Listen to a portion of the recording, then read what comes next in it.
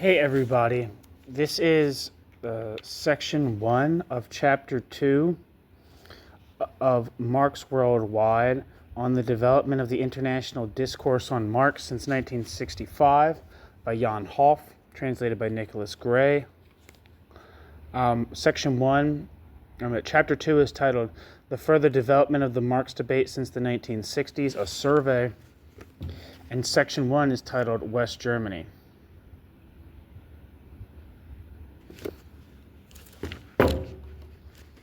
So here we go.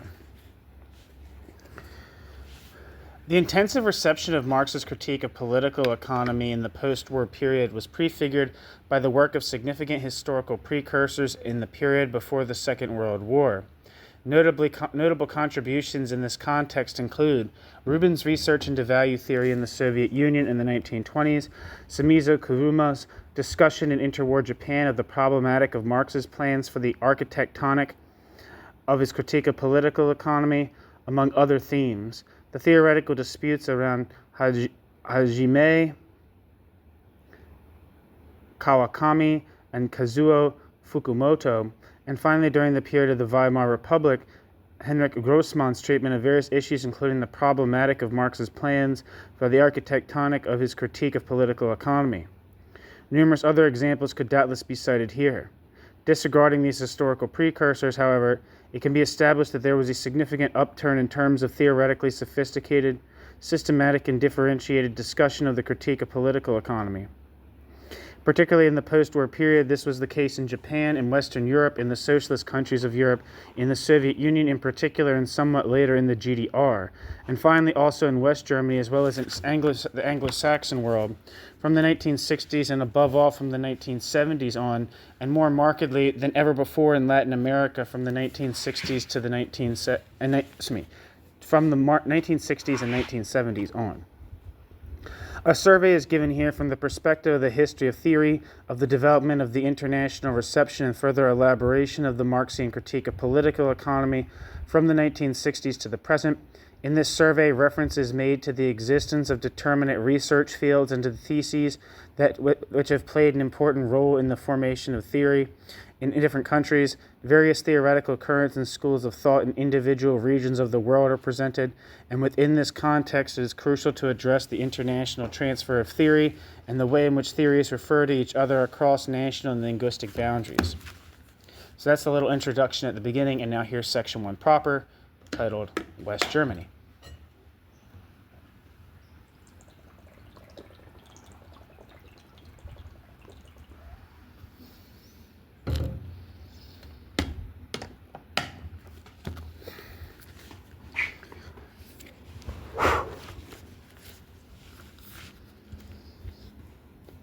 Since West German theoretical approaches after 1980 are considered in detail within the in-depth thematic examination of the historical development of the international discussion on Marx, which is undertaken in the third part of the present study, I concentrate here primarily on the exposition of the West German debate of the 1960s and 1970s, so as not to preempt the later exposition.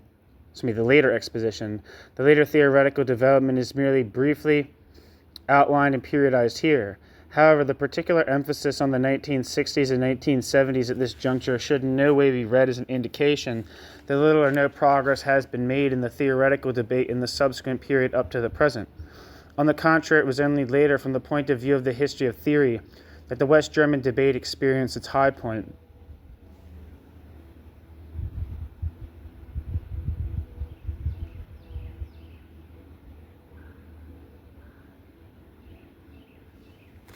Cool guy, old man playing guitar up there. That's cool. Where the hell am I? On the contrary, it is only later, from the point of view of the history of theory, that the West German debate experienced its high point. The rediscovery and reappropriation of Marx's, quote, mature critique of political economy was the most important task that presented itself in the 1960s. The discussion of Marx having been brutally terminated by National Socialism and having been subsequently neglected to a large extent in favor of the focus on Marx's early writings that typified the post-war period in West Germany. West German engagement with Marx received an effective impetus towards further development from outside the FRG, namely from an exile in the USA, Roman Rozdolsky, who composed a widely read commentary on Marx's Grundrisse. Rozdalsky, a Marx researcher originating from Galicia, who was aware of the destruction of the Rubin current in the Soviet Union in Stalin's time, and who was nearly killed himself as an anti-fascist resistance fighter in the concentration camps of Auschwitz, Ravensbrück, and Oranienburg, disclosed the motivation behind his magnum opus as follows. He himself was by profession neither an economist nor a philosopher. He would not have dared to, quote, write a commentary on the rough draft if a school of Marxist theoreticians still existed, as it did for the first 30 years of this century, which would have been better equipped to carry out this task. However, the last generation of notable Marxist theoreticians for the most part fell victim to Hitler's and Stalin's terror, which interrupted the further development of the body of Marxist ideas for several decades. Given these circumstances, I feel obliged to offer this work to the reading public as defective and incomplete as it might be, in the hope that a new generation will follow, for whom once more Marxist theory will be a living source both of knowledge and the political practice which this knowledge directs. End quote. Rozdalsky. This hope of Rozdalsky's was to be fulfilled, not least as a result of his own theoretical contribution. He himself did not live to experience this, as he died in 1967 in exile in Detroit, whereas his major work was only published posthumously the following year in West Germany. Whereas in Japan, a differentiated discussion around Marx's method in his critique of political economy had soon begun to develop, again, a short time after 1945, not only drawing on the state of the discussion of the interwar period, but also going beyond it, a comparable development failed at first to materialize in West Germany. Here it was a matter of bringing to life a debate about Marx's Capital, which had reached no more than a preliminary stage before 1933, and which had then been violently broken off and had remained largely non-existent in the intervening period. In the 1950s, during the peak of Rozdalsky's work on his monograph, which was published in 1968, a correspondence developed between Rozdalsky and Korsch. The latter ranked among the most important representatives of a critical Marxism in opposition to the co-official Marxism-Leninism of the interwar period, and likewise had access to one of the few copies of the Grundrisse to have reached the West after it was published in the Soviet Union in 1939/41. Michael Buckmiller, who's probably the main Korsch scholar, to my understanding, at least in West Germany, who's I'd like to read actually some of his work. So if anyone is a good translator, that's a worthwhile translation project. Is Michael Buckmiller's work, I'm sure. Anyway.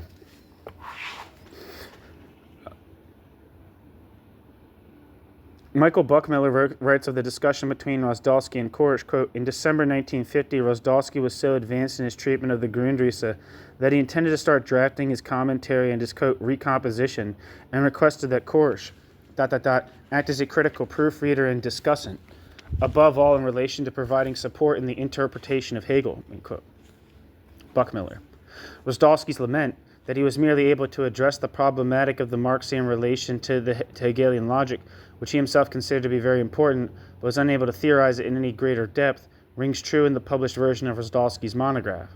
Rozdalsky's study on the Grundrisse was almost completed by the turn of the year 1953/54. In 1953, an investigation into the problematic of, quote, capital in general in Marx, which was included in the monograph, was published in the Swiss journal Kyklos. This aroused little sustained attention in contrast to the publication of his book of 1968. It would appear that the German language, and particularly the West German Marx discourse of the 1950s, was not yet ripe for a broad and intensive discussion of methodological problems of this kind. The left socialist political scientist Wolfgang Abendroth, I have a piece by him on this channel, to whom Rozdalsky had given the manuscript for his book in the 1950s, characterized the situation as follows in a 1957 letter, quote, the Marx discussion ought to be restarted in Germany in a serious manner and not in a merely philosophical or theologically meditative way, end quote. Thus, the question can be posed as to whether, against the backdrop of the dominance of the West German discourse on Marx's early writings, and in particular of the Marx debate within the milieu of the evangelical academies, Rozdalsky's study could have had such an inspirational and sustained effect in the 1950s and early 1960s as it did from 1968 onwards.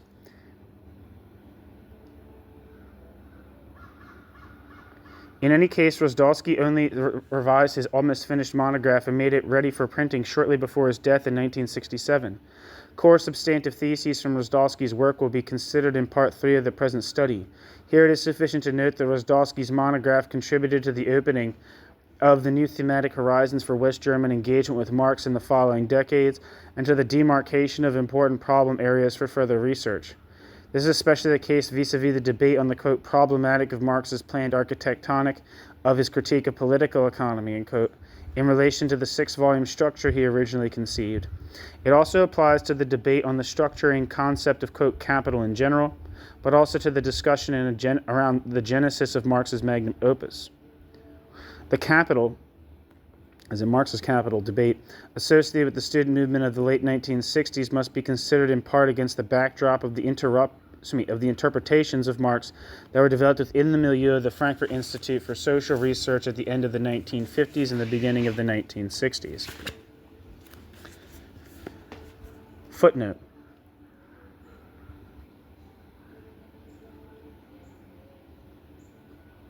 It is worth mentioning in connection with the engagement with Marx within the milieu of the Frankfurt Institute for Social Research that two different sources highlight the theoretical influence of Adorno's reading of Marx independently of one another.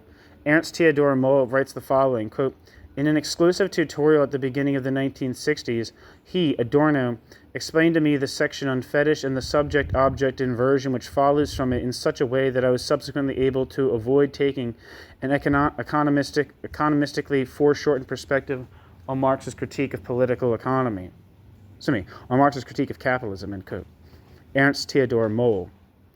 Hans-Georg Backhaus states the following in relation to his notes from a lecture by Adorno, which were published in 1997, quote, the notes from the summer of 1962 published in the appendix to this volume might afford an insight into the intellectual and political atmosphere which gave the impetus to a new Marx reading in the early to mid-1960s, and which also played a part in shaping the intellectual background in the protest movement, end quote. Backhaus. In 1974, Backhaus made the following criticism of the Frankfurt School, quote, the fact that the Frankfurt School's concept of society and ideology can only be understood on the basis of Marx's labor theory of value, whereas this value theoretical dimension was completely neglected in the German positivism dispute, as well as in the way the dispute is presented in the literature, indicates, however, that Adorno and Horkheimer themselves reflected the foundations of critical theory in the labor theory of value in a way that was methodologically inadequate. Although, in Adorno and Horkheimer's opinion, the basic concepts of Marxian value theory transcend value theory as a specialist economic discipline, it's astonishing how little care was taken in the interpretation of these concepts, which are fundamental for the sociology and philosophy of the Frankfurt School. Taking into account the extraordinary function that is attributed to a single concept, namely value or social labor, it is all the more surprising that Adorno and Horkheimer should completely ignore the sociological and philosophically relevant object lesson in the labor theory of value, i.e. the value form analysis, end quote. Backhaus.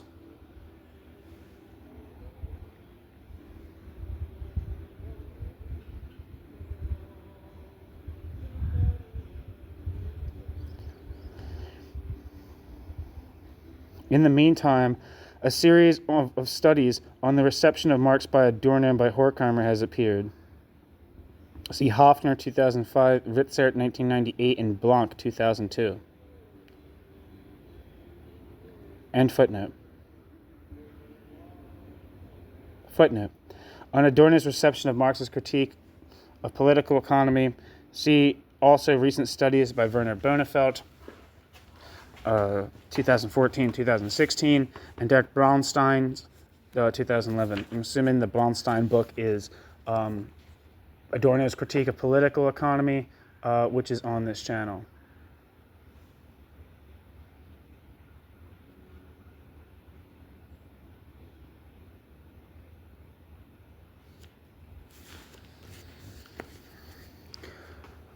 Of note in this context is first and foremost the dissertation on the concept of nature in Marx written between 1957 and 1960 by Alfred Schmidt, a student of Horkheimer. This work was widely disseminated in the years following its publication in 1962. Although Schmidt's study cannot be characterized thematically as an intensive critical engagement with the specifics of Marx's critique of political economy, comparable to those subsequently undertaken by Backhaus and Reichelt.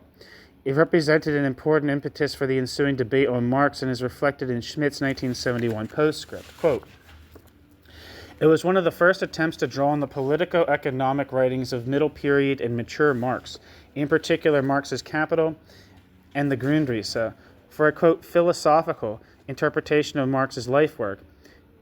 In doing this, the book opposed the widespread Western European, often neo-existentialist tendency of the 1950s to reduce Marx's thought to an unhistorical, quote, anthropology centered on the alienation problematic of the early writings, in particular the Paris manuscripts of 1844, end quote. Alfred Schmidt. Footnote. A further West German author to examine the Grundrisse in the 1960s, Friedrich Thomberg, could not be considered a genuine representative of the, quote, Frankfurt tendency of Marx interpretation. End footnote.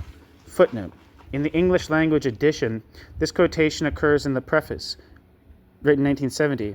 It should be noted that Schmidt's formulation in his postscript to the 1971 German edition is slightly different.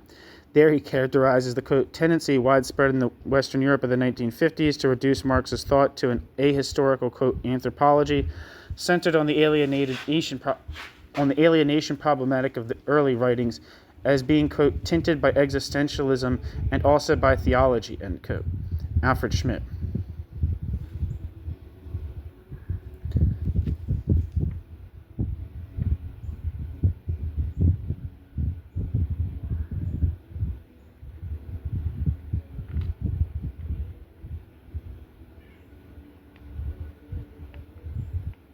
According to Schmidt, the focus on the, quote, philosophical depth of the young Marx had served to keep the critic of the bourgeois economy at arm's length. The Marx reading of the 1960s was indeed characterized in part by the attempt to overcome the deficits of the relatively one-sided interpretation centered on the early writings which had been predominant until that point.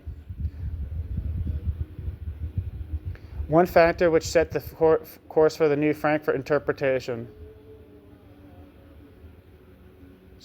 One factor which set the course for the new Frankfurt interpretation of Marx, which burgeoned in the 1960s, and which by the 1970s, if not sooner, had developed into an important theoretical configuration, was the theoretical legacy of the Frankfurt School.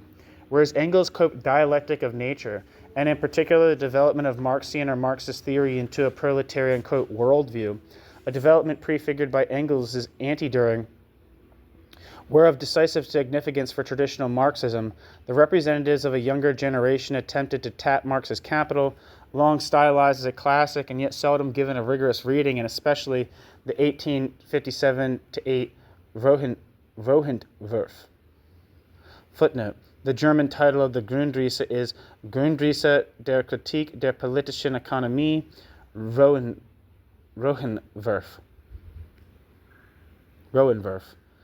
This is rendered in English as Outlines of the Critique of Political Economy, Rough Draft.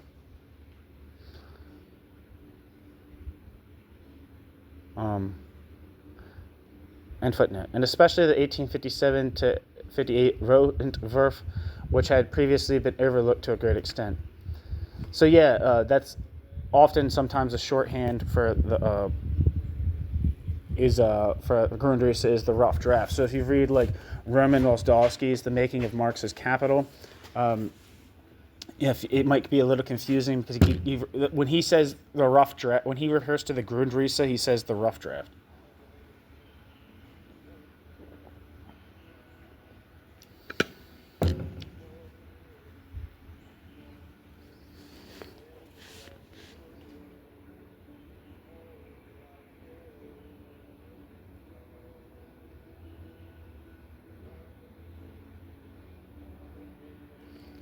This occurred precisely under conditions in which a theoretical ballast that had encumbered most attempts to engage with Marxism up to that point was being shaken off. The ballast of the history of the reception of Marx under the worldview Marxisms of the Second and Third Internationals. In 1978, Backhaus wrote the following, quote, the, quote, new Marx reading emerged within the milieu of the Frankfurt School and is thus owed above all to the latter's critique of the theory of reflection, of the dialectic of nature, and of the base superstructure theorem. It relates in an orthodox way only vis-a-vis Marx's critique of political economy, and in a thoroughly revisionist way vis-a-vis certain core philosophical conceptions of Marx and Engels. On account of this ambivalent position, the quote logical current of Marx's capital interpretation, the quote logical current of Marx's capital interpretation could be termed as neo-orthodox,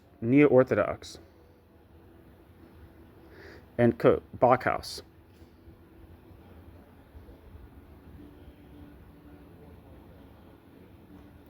It is thus a matter here of a selective appropriation of the classics on the part of the leading theoretical exponents of the Frankfurt reading of Marx of the 1960s and 1970s, and one which was influenced by the interpretive schema of the Frankfurt school around Adorno and Horkheimer. The formative influence exerted by an older theoretical current constituted a decisive precondition which enabled a, quote, neo-orthodoxy, which is simultaneously orthodox and revisionist, to position itself against the traditional Marxist theoretical orthodoxy of both Western and Eastern provenance. However, Backhaus abandoned this, quote, neo-orthodoxy. This, quote, neo-orthodoxy in the third part of his book, Materialien zur Rekonstruktion der Marxischen Werttheorie, which I'm assuming means material for reconstruction of Marxian value theory. No. It translates as materials towards the reconstruction of Marx's value theory.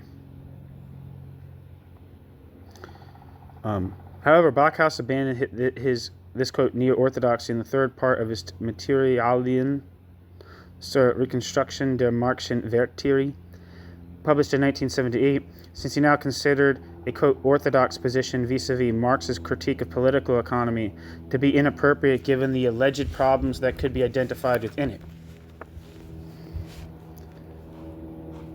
A further factor which influenced the Frankfurt Capital reading of the 1960s was a fortuitous discovery made by Backhaus around 1963. The doyen of the Frankfurt interpretation of Marx was a student at the time in the library of Hermann Brill, a social democratic politician who had died a few years previously. The discovery in question was the first edition of Marx's Capital, published in 1867, which is scarcely known at the time, at least in West Germany. Quote, even at first glance, end quote, wrote Backhaus in retrospect, quote, categorical differences were apparent in the formation of concepts in and also in the questions posed by value theory, differences that are only hinted at in the second edition. This older text had been completely ignored in 100 years of discussion of Marx's value theory, end quote. There are in fact notable differences between these two editions of the first volume of Marx's Capital.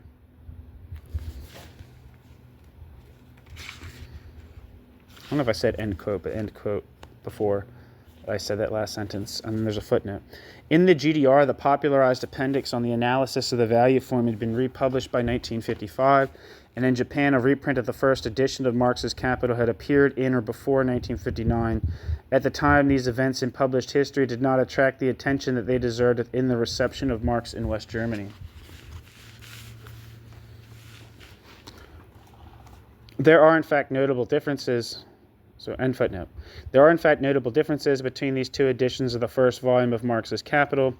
Eventually, the Frankfurt political scientist, Iring Fetscher, book on this channel, became aware of the newly discovered 1867 first edition of Marx's Capital and included an excerpt on value theory in the Marx-Engels study edition published in 1966 that he edited. What might appear at first glance to be a mere anecdote from the 1960s reveals, on closer inspection, far-reaching theoretical consequences.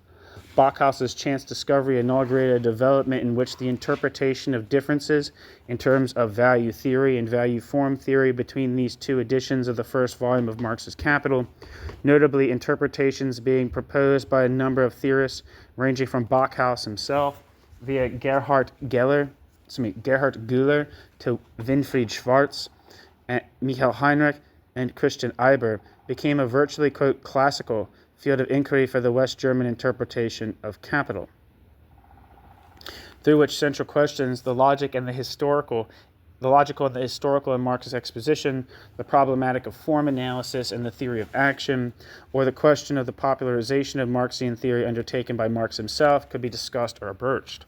A first high point of the new Frankfurt engagement with Marx's critique of political economy was attained in 1967 at the Frankfurt Congress to mark the centenary of the publication of the first edition of the first volume of Marx's Capital.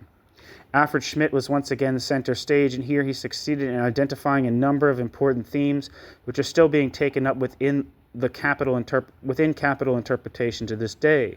This is the case on the one hand vis-a-vis the relation between Marx's early and mature work, which Schmidt determined as follows. Quote, Marx's methodological principle is to be used in relation to Marx's life's work itself. We should explain the anatomy of the ape from the anatomy of the human and not vice versa. Marx and Engels' early writings, which are long considered to contain the original philosophical and humanist content of Marxism, can only be completely understood on the basis of the historical and economic analysis of Marx's Capital. End quote. Alfred Schmidt, 1968.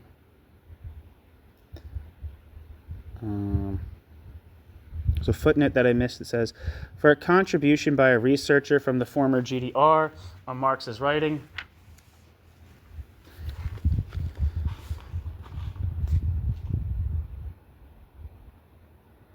where the hell am I? For a contribution by a researcher from the former GDR on Marx's reworking of his value theory in the context of his preparation of the second edition of the first volume of Capital, see Leitz, 2000. End footnote.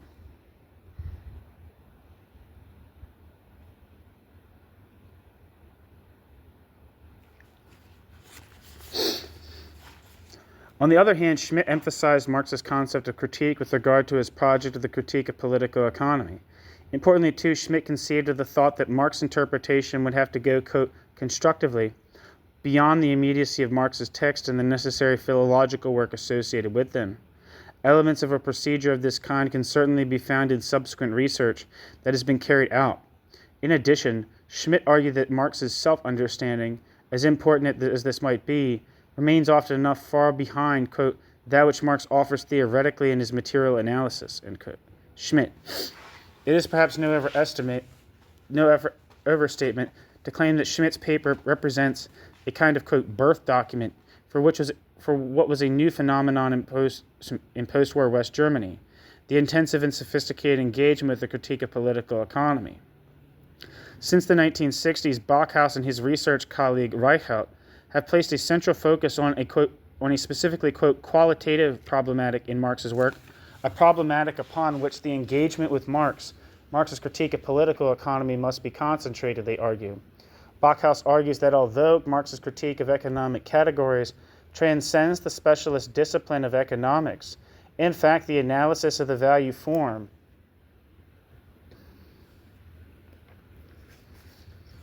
where the hell am I?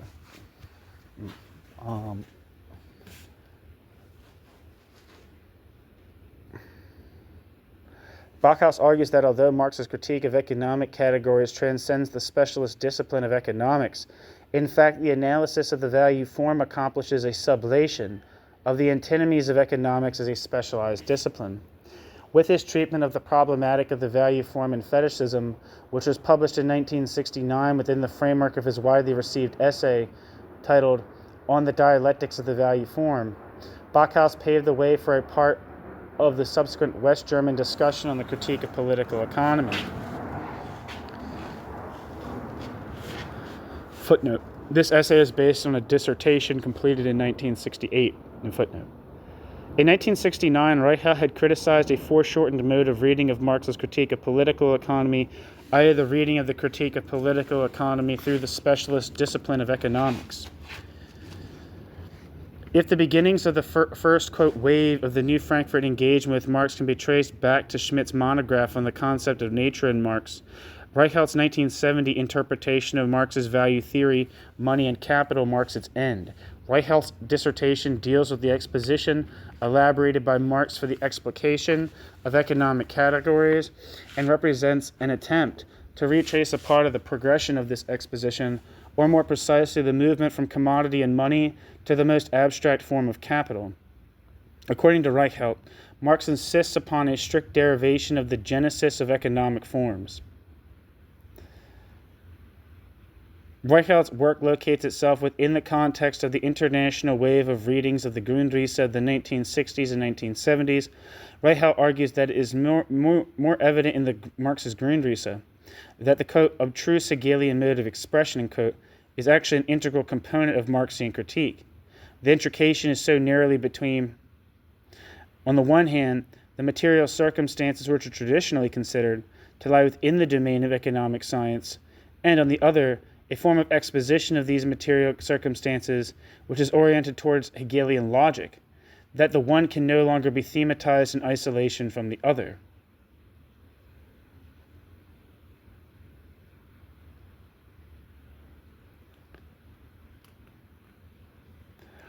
The emphatic reference to the Grundrisse would remain constitutive for Backhaus and Reichelt's later critical engagement with Marx's critique of political economy. Marx's subsequent text dedicated to the critique of political economy, starting with the book A Contribution to the Critique of Political Economy, published in 1859, were popularized by Marx himself, and his method was, quote, concealed. This is the general tenor of Backhaus and Reichelt's research since the 1990s. In this process, according to Backhaus and Reichelt, Marx obscured essential moments of his critique of political economy. Conversely, this thesis implies a positive revaluation of the Grundrisse and the text of 1858.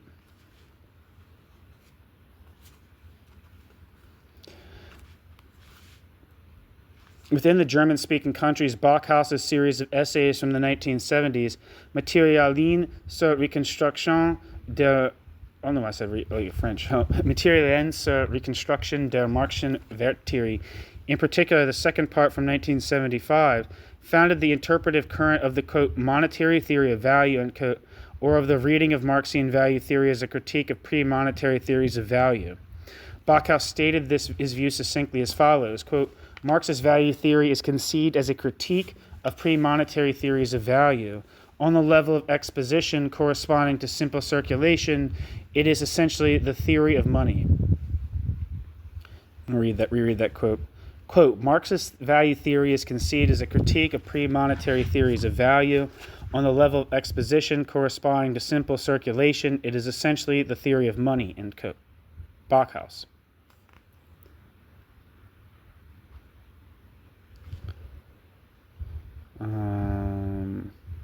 There's a footnote that I missed. It says, Dieter Wolff has undertaken an extensive attempt to refute Reichelt's more recent approaches to value theory and the theory of money. See Wolff 2004, and footnote. Backhaus ascribed a strictly, quote, logical character to Marx's exposition of his critique of political economy and criticized the, quote, logical, historical, end quote, reading of Marx's exposition, which dates back to Engels, although subsequently in 1978 he called his own views into question in this regard in the third part of Materialien zur Rekonstruktion der Marxischen Werttheorie. In West Germany, including West Berlin, as Frieder Otto Wolff, Alexis Petrioli, Ingo Stutzler, and I have already shown elsewhere, a lively critical engagement, quote, could be registered not only with the Marxist, quote, classics, but also with the contemporary understanding of Marx's capital at home and abroad, within the review columns of the journals Sozialistische Politik, Internationale Wissenschaftliche Korrespondenz zur Geschichte der deutschen Arbeiterbewegung, Das Argument and Neue Kritik.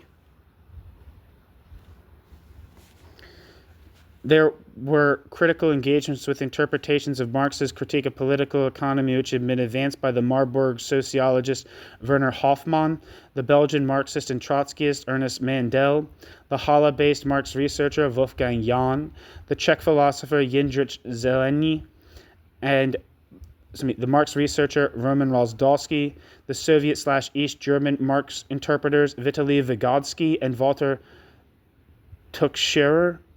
I don't know if I say that name right, but also by Jürgen Habermas. Quote, it is noticeable from the way that the works of Vygotsky, Tuchscherer, Jahn, and Zeleny were taken up, that the capital reading by the student movement in the FRG, despite the latter's innovative potential, was not a purely, quote, domestically cultivated, end quote, affair. Rather, there was a fruitful theory transfer from east to west, which occurred parallel to the, quote, initial processes of theory formation. There's a book called Reading Marx in Germany, East and West. I don't even know if it's a book. It might just be like a PhD thesis, but it sounds super interesting. I can't remember the person's name. I have one of her videos on this channel. I think I was kind of mean when I read it, but because I disagreed with some of the things it said. But it's I should read her thesis. It sounds really cool.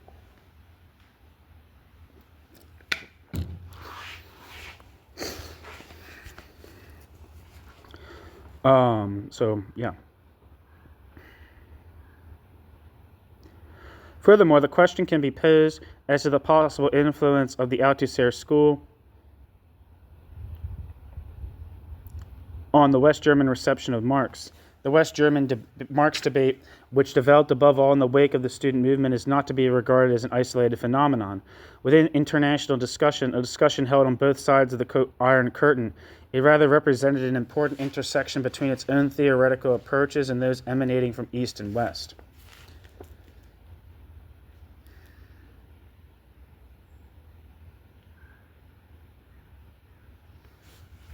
There's some footnotes here. Backhaus was not alone in researching Engels' engagement with Marx's critique of political economy in the Federal Republic in the 1970s. Compare Kittsteiner, 1977, and footnote. Footnote. The following contributions exemplify the series of critical confrontations which are to be found in the above-cited periodicals between 1968 and 1970, Müller, 1969, and Müller, 1969b.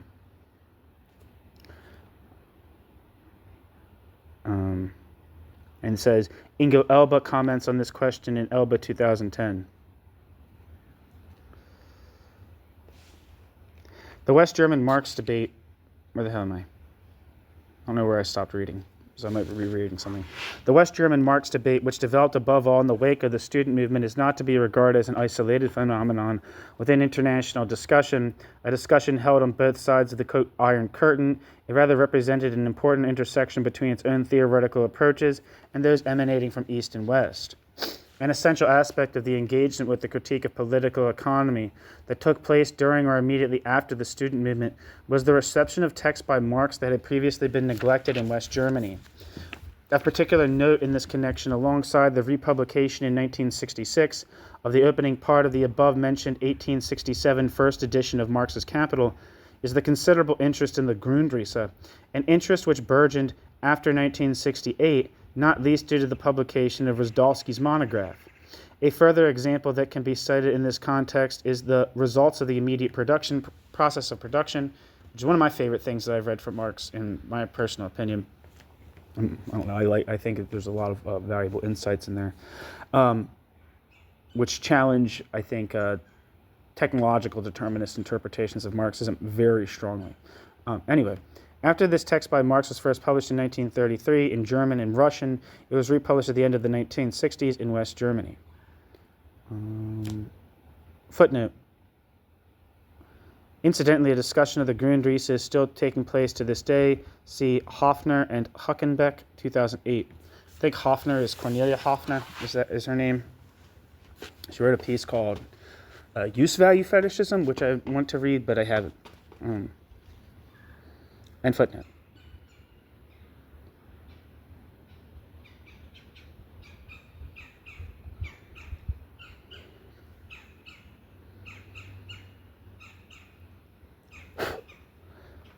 An intensive debate on Marx's Capital had developed in West Berlin with a brief time lag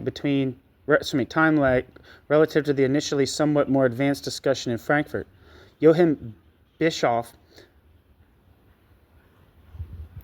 I don't know if that's how I say it right. Bischoff. I don't know. Bischoff, ranked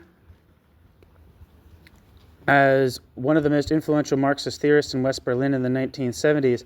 Among the questions that Bischoff addressed in the context of his critical engagement with the problematic of dialectic was that of inquiry and exposition in Marx. While Bischoff ascribed a dialectical form to the exposition of the critique of political economy, he could not identify any indications of a contribution by the dialectical method in relation to the process of inquiry, which is concerned with the detection of an internal connection between economic forms. The Projektgruppe Entwicklung des Marxischen Systems, or PEM, was formed within the milieu around Bischoff at the beginning of the 1970s. In addition to its interpretation of various drafts of Marx's theory of money, the Projektgruppe Entwicklung des Marxischen Systems would subsequently produce commentaries on the book, Theories of Surplus Value, and other texts. Footnote. That group, PEM, translates as Project Group Development of Marx's System. Footnote. Elba summarizes that in this text, the, quote, insertion of the money form into the analysis of the value form, end quote, was, quote, explicitly thematized and interpreted with regard to its significance for the course of the exposition in Marx's Capital, end quote, probably the first time within the West German New Marx reading. See Elba 2008, and footnote. Footnote. See, among other works, Projektgruppe Entwicklung des Marxischen Systems, 1975. This study will be engaged with below, and Projektgruppe Entwicklung des Marxischen Systems, 1978. End footnote. Of great significance was the theoretical controversy over the fundamental status of the book Theories of Surplus Value within Marx's oeuvre. I can never say that word right. Works, which was argued out in the 1970s between the West Berlin PEM and Marx researchers from the GDR, or more specifically from the milieu of the Marx-Engels-Werke, MEW, and the Marx-Engels-Gesamtausgabe, MEGA2 publishing projects. As is well known, the Theories of Surplus Value, which form a component of Marx's 1861 to 63 manuscripts in the shape of notebooks 6 to 15, supplementary material being contained in subsequent notebooks, in particular Notebook 18, represent Marx's most significant and best-known critical engagement with the history of political economy. Given that from the summer of 1865 and perhaps earlier, Marx planned to divide his main work of critique of political economy into 4 volumes, the fourth of which was to contain his historiography of theory. Theories of Surplus Value has since come to be known within certain interpretations of Marx as the 4th volume of Marx's Capital. Indeed, Theories of Surplus Value is given a corresponding subtitle in the MEW edition. Researchers in the milieu around the MEGA2 project defended in principle the view according to which Theories of Surplus Value did actually represent a text that, taken into account its character as a, quote, rough draft, corresponded more or less to the 4th volume envisaged by Marx in his later plans.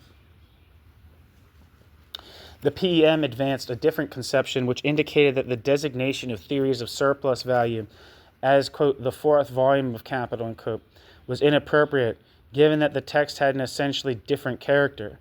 According to the PEM, Theories of Surplus Value is to be regarded, not least as a document of Marx's process of inquiry, in the context of his critical engagement with the history of political economy. By working on the book Theories of Surplus Value, Marx had deepened his knowledge both of the history of this science and, crucially, of the structure of the object itself. The general significance of this textual treatment by the PEM for the historical development of the reception of Marx in the FRG resided in the approach taken by the theory collective. A given text by Marx was interrogated with regard to its specific character. This allowed the PEM, within its critical interpretive engagement with the Marxian work, to go beyond the dubious practice of reducing Marx's text to a repository of quotations.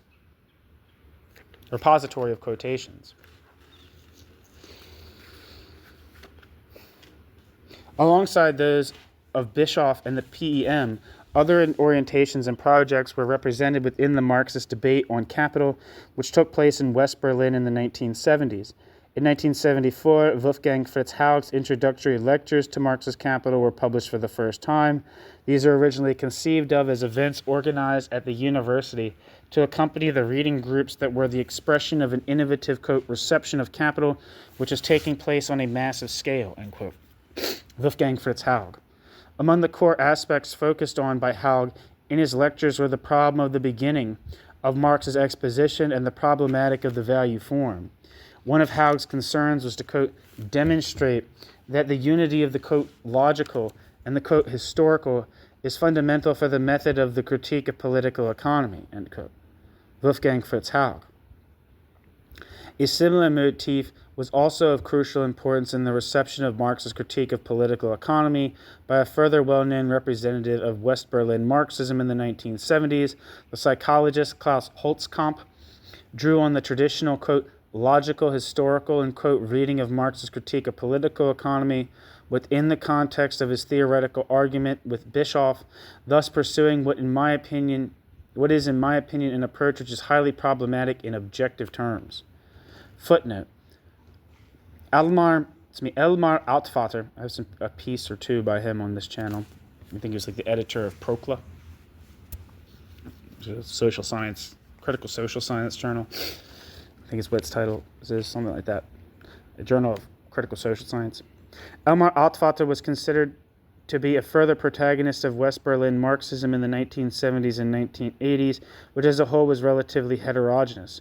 For many years, Altvater organized Marx seminars at the Otto Suhr Institute for Political Science at the Free University of Berlin, and eventually summarized the results of this academic activity.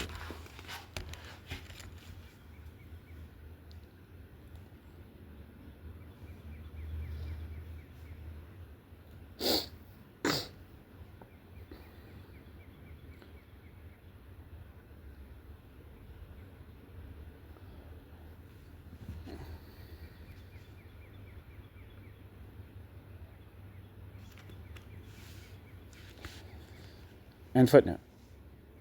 Another West Berlin group project consisted in a critical engagement with the critique of political economy that was tailored to a reconstruction of Marx's approaches to crisis theory.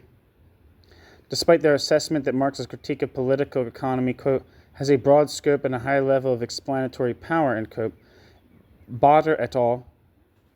Represent the view that there are certainly also deficiencies in Marx's Capital with regard to the way determinate economic laws of motion and their internal interconnection are grounded. On their view, Marx in no way arrived at a systematic exposition of crises beyond his wide-ranging initial approaches. Bader et al. Endeavored to provide a methodological foundation to their study of Marx's various approaches to crisis theory. In this context, core elements of the Marxian method were to be explained with reference to the philosophy of Hegel. Bader et al.'s emphatic reference to Hegel is in line with a general tendency among sections of the West German debate on Marx.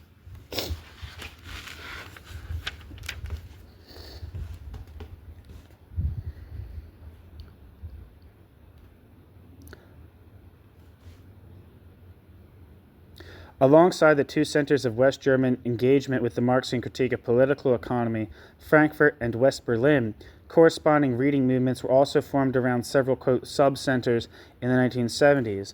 The interpretation of Marx in Konstanz around Folkbert Roth was influenced by the theoretical discussion in Frankfurt around Backhaus and Reichelt, and soon established connections with the Anglo-Saxon debate on Marx. The Sidney Constance Project, which is I think Michael Eldred was part of that, but he wrote a book called, I can't remember what the exact title of the book is called, but something, I can't remember what it's called. I have like the first chapter or two on this channel. Anyway. Footnote.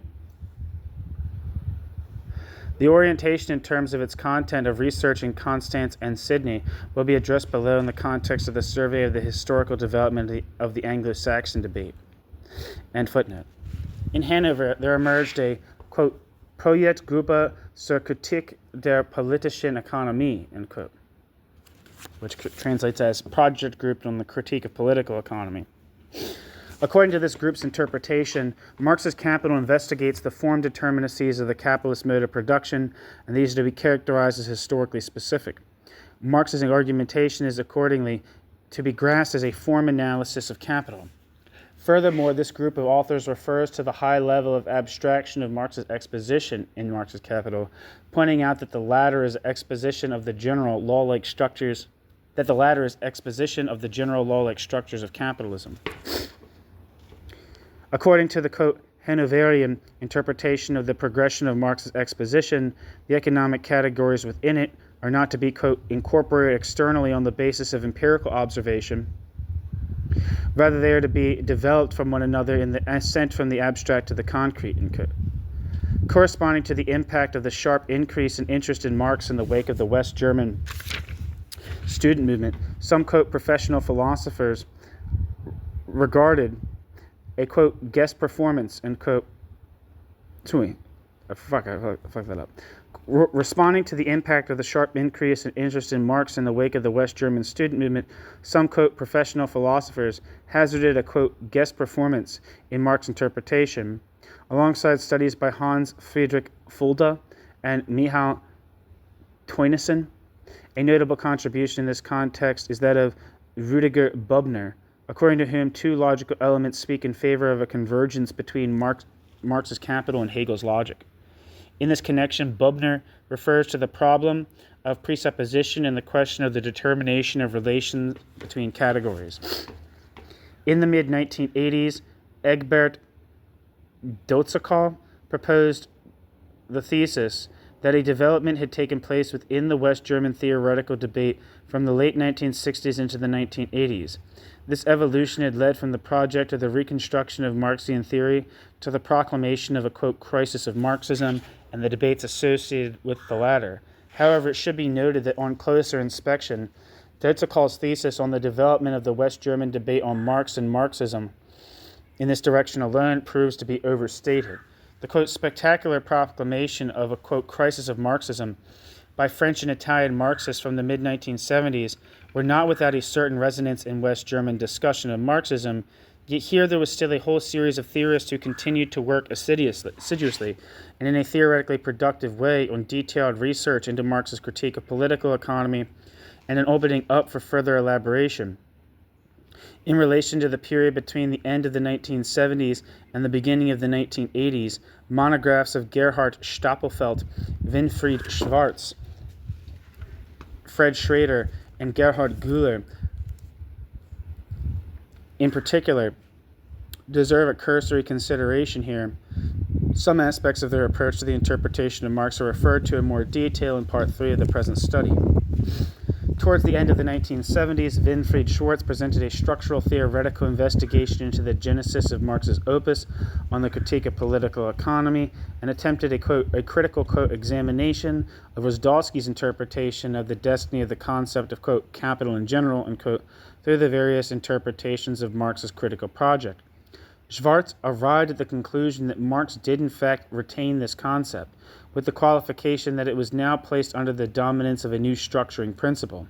Probably the most meticulous West German investigation into the period from 1850 to 1858 within Marx's process of inquiry and elaboration of the critique of political economy is that presented by Fred Schrader in 1980 at a time when Marx's London notebooks of 1850 to 53 had not yet been published in the Mega 2. Indeed, at the time of publishing, this process still remains to be completed. Footnote: this remains the case at the time of publication of the present English language edition. End footnote. Fred Schrader, I think, is a kind of important person. Maybe I'm wrong, but he seems like an important person in the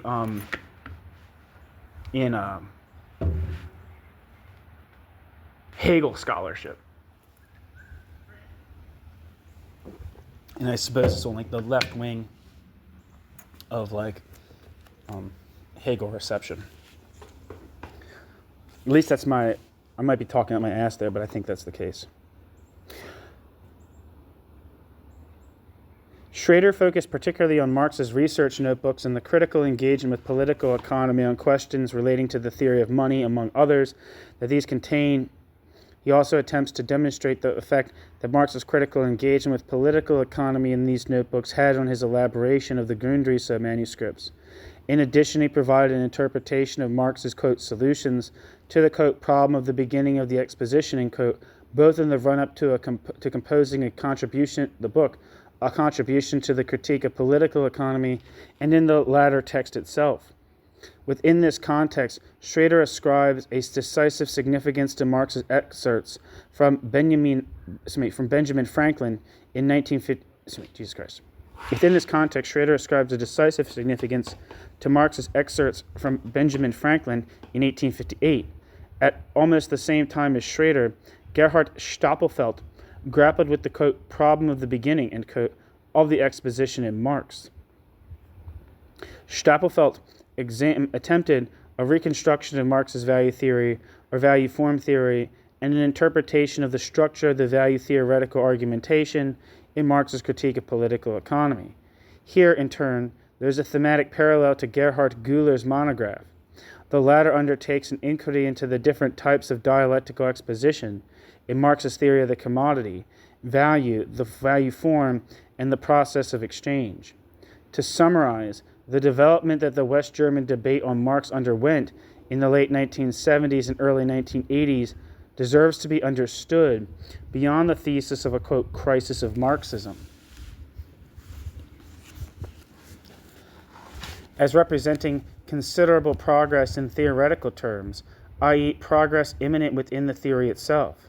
This is true in the sense that further research was carried out in Marx's text on the critique of political economy, and these were opened up for further elaboration.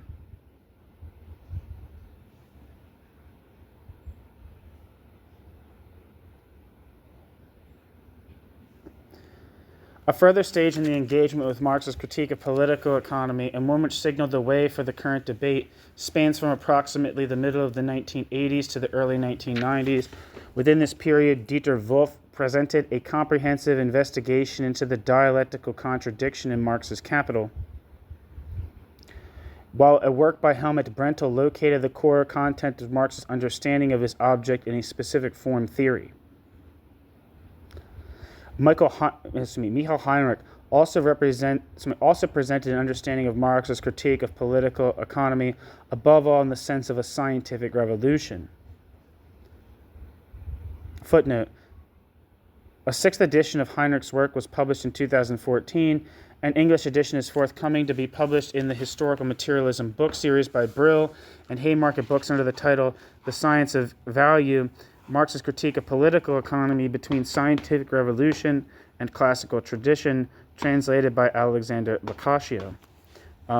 Where the hell is that book at, you know? I've been wanting to read that book for some time, waiting for this translation to come out that never comes out. Just as I was hoping that Ingo Elba's book on the West German, on the New Marx reading would have been printed, or any of the books by the Neue Marx-Lektura. I think it's kind of interesting how much these things are references, critically or otherwise, and they don't have English translations. I mean, does everyone just read German and I don't? I'm a big dumb dope. What's going on here?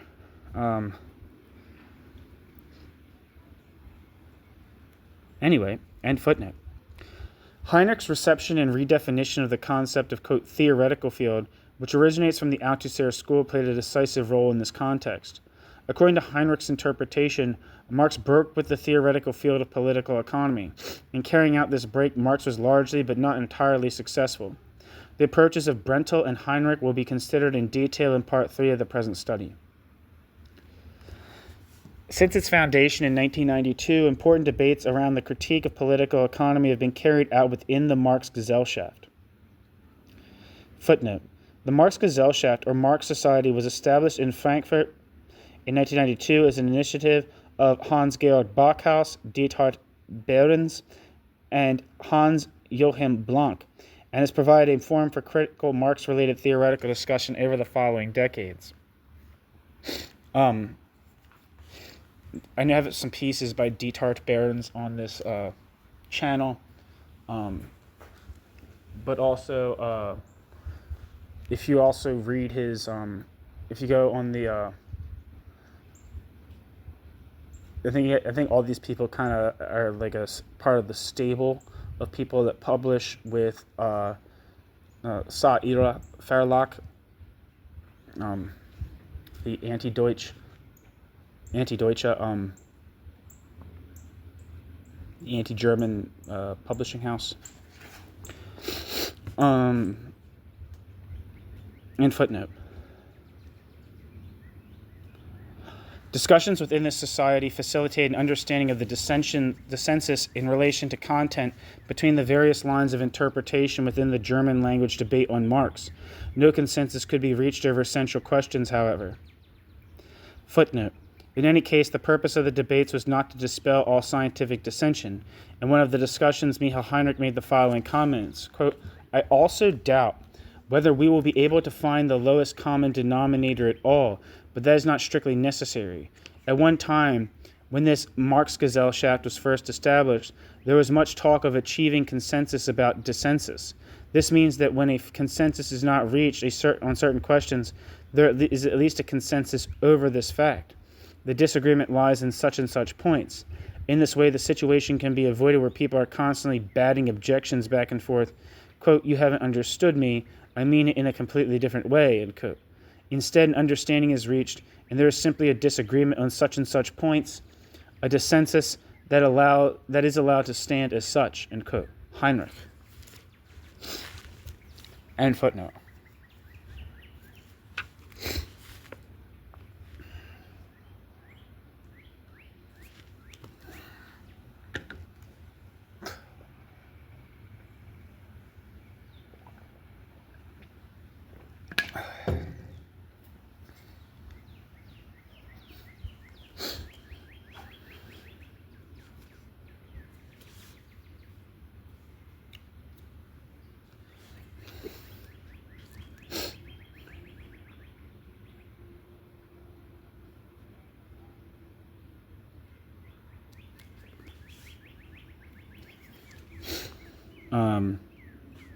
Anyway, end footnote. The question of whether it is possible to speak of a dimension corresponding to a philosophy of history in Marxist thinking, in the critique of political economy as well as elsewhere, led to a controversy within the Marx-Gesellschaft in the 1990s. In this context, Thomas Lutz Schweier represented the view that Marx in his own self-understanding was no philosopher of history. Schweier rejected as inapposite the point of view according to which Marx was construed as a philosopher of history. Footnote, quote, to interpret him in this way is either something one would associate with the Marxist-Leninist tradition or with that of bourgeois humanism, or else it is due to a conception which attempts to play off Marx's hopes for a social revolution against his claims to scientific rigor, end quote. Schweier. The Marxian self-understanding referred to by Schweier is given expression in a letter written in 1877 to the editors of the Russian journal Otesechezvenie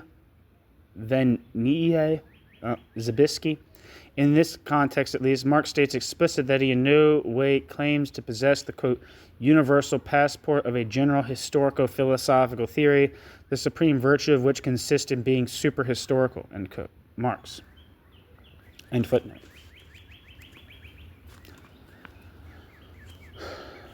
Heinrich adopted a more deliberative position. Quote, today the assertion of a historical determinism appears rather as a cause for embarrassment, at least within scientific discussion, end quote.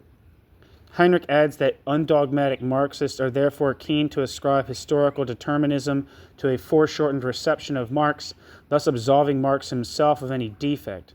However, Heinrich reached the conclusion that in Marx's post-1857 work on the systematic critique of political economy, there are also points of view which can be identified that correspond to a philosophy of history or to a historical determinism. Quote, such passages cannot lay claim to a scientific content corresponding to that of the critique of political economy, however, end quote. According to Heinrich, the excerpts in question are merely isolated statements or additions to declamatory parts of Marx's text. In Heinrich's view, these historico-philosophical passages do not represent, quote, any premise for substantive arguments, end quote, within the framework of Marx's critique of political economy. They are not constitutive for scientific analysis. The theoretical intervention by Nadia Rakovits is also to be located within the context of the debates within the Marx Gesellschaft. Rakovits is also has work published on position statements on the Satira publishing house website. In a work published in 2000, she drew on Backhaus's value theoretical reading of Marx of the 1970s, despite the fact that she underlines certain differences vis-a-vis Backhaus and Reichelt, above all in the interpretation of the key Marxian category of, quote, abstract labor. According to Rakovits, Marxian value theory is to be understood as a, quote, monetary theory of value, which is what the Backhaus and Reichelt said, right? In addition, Rakovits criticizes the misinterpretation of Marx's theory of, quote, simple circulation, end quote, as a theory of historical pre-capitalist, quote, simple commodity production, end quote, and delivers a corresponding critique of Engels. On this point, Rakovits is in agreement with Backhaus. However, she also presents a further elaboration of the further ramifications of this, quote, Frankfurt discourse, specifically with regard to the critique of ideology. And that's kind of one of the things that the